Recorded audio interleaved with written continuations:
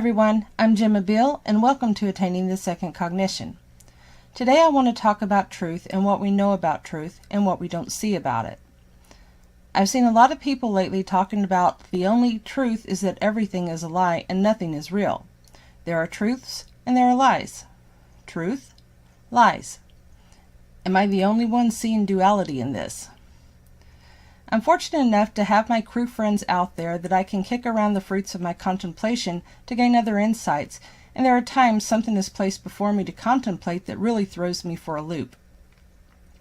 The other night I was chatting with a few of them and told them I have a topic I'd like to discuss in some detail and learn your opinions on it from your point of space. A lot of people say that nothing is real and that everything is a simulation. Everything is a lie, and that is the only truth. I guess there are two separate things here, so pick one. A couple of them addressed the aspects of the simulation as presented in the Matrix film, but one of them wanted to tackle the other. I'm going to share our back and forth part of the conversation to make it make sense, and so you all could get a glimpse into my process and where I go from there in my contemplation. Crew friend number one. I think the more important part of this conversation isn't the movie, the simulation, or the petri dish, but the focus on truth or lack thereof. What is truth to you? I said, well, the definition is in accordance with fact or reality. Crew friend number one. So by the mere definition in your world, wouldn't everything be considered truth because it is a part of your reality? I said, technically, yes. An alternative definition is real or actual. So if you think about it, truth really is subjective like most other things in this reality. As an example, our bodies are a truth because they exist in our reality, but to you, a consciousness without one, you wouldn't consider it a truth because it doesn't exist in your reality. Crew friend number one, but I don't limit my awareness to just what I experience. Observation is a powerful tool, and you know from working with me, that is mostly all I do is observe. I said, so would you consider truth as something that is abstract until observed or experienced? Crew friend number one, I would not. Truth is not a measuring stick I use. I replied, excuse my humanness, but then how do you know and feel that truth is not involved? Crew friend number one, this is something I will answer, but only after you've thought about it within. There was a lot more to the conversation which had my head spinning in the end, so much so that I didn't do any contemplation yesterday. I had to let the information soak in and assimilate into my awareness. Today, on the other hand, late in the afternoon, my contemplation began on its own, and I began to feel what my crew friend was talking about. Truth is subjective and is a perspective just like most things in this 3D first cog reality, and using truth as a measuring stick, as my friend called it, is clinging to a first cog habit because this is all we know to do. In the world around us, we have what is perceived as truth and what is perceived as lies, and they are the polar points of duality.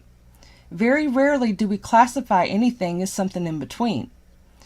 Endel and I have both talked about in our work that truth is fluid, and we talk about discarding truths for a greater truth once more information has been realized by us, and this is what I mean when I say truth is a moving target.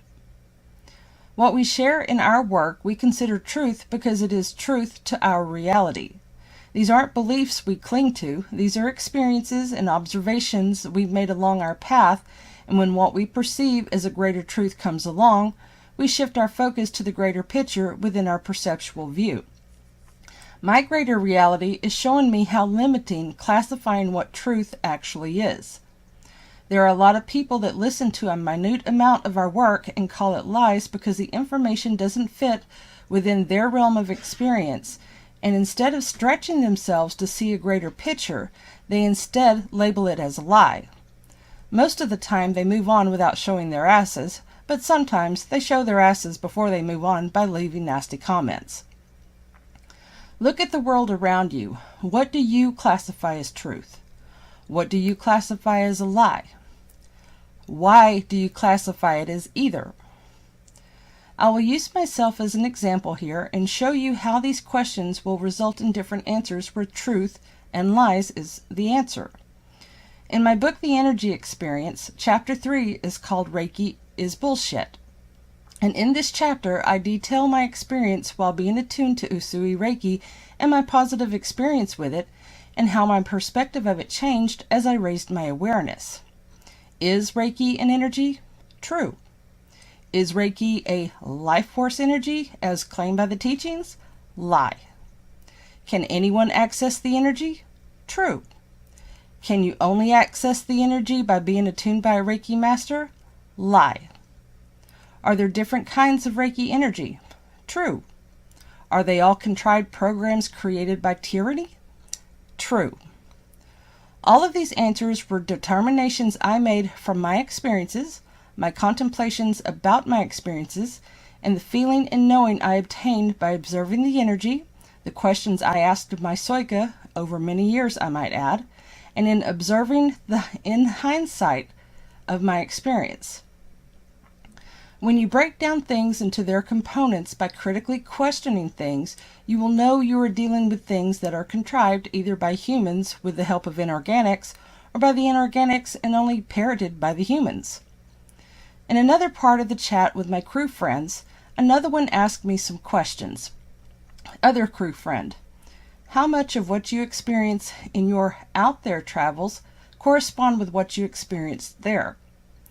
Me: not much, if anything at all. I see and feel much that I have zero experience here to compare it to. Other crew friend: do you feel it to be truth, or do you feel it to be just is? Me: I never considered it a truth or not truth. It just is. I choose to try not to classify it. Other crew friend: why do you choose not to classify it? Me: because I don't need to. I have the feeling and the knowing that it just is, even if I can't explain it or put it into words. First crew friend: in other words, you don't need truth to let you know what is quote-unquote real. Me: exactly. Crew friend number 1: then why do you insist on doing the opposite of what is in front of you and in your experiences through the form? Me: habit. And because I'm trying to explain this stuff to others so they can understand what is truth versus what is being spread as non-truth by others. Crew friend number 1: isn't that for them to figure out? Me: yes, but I know from my own experience I wouldn't have figured it out if I hadn't had someone else offer up a different perspective to consider. Crew friend number 1: I know this is easy coming from somebody that has never inhabited a human body or any physical body, so this isn't a judgment or a recrimination, it is merely an observation. Endel and I talk repeatedly that this path is about feeling and knowing, and truth, once again, is not a measuring stick for what is. When we are still bogged down in first cognition, it's very difficult for us to know and feel with our higher sensory array. Also, everyone knows and feels differently, and how I explain my experience doesn't mean that is how you will know things or how you will experience them. Only you can figure out how you feel and how you know with your psyche.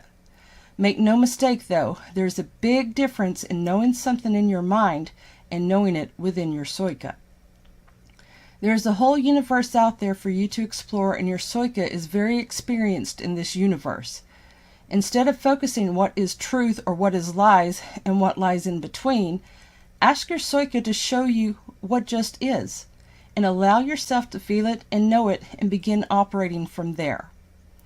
There are very few things that have been left behind in our past and some of our ancient past.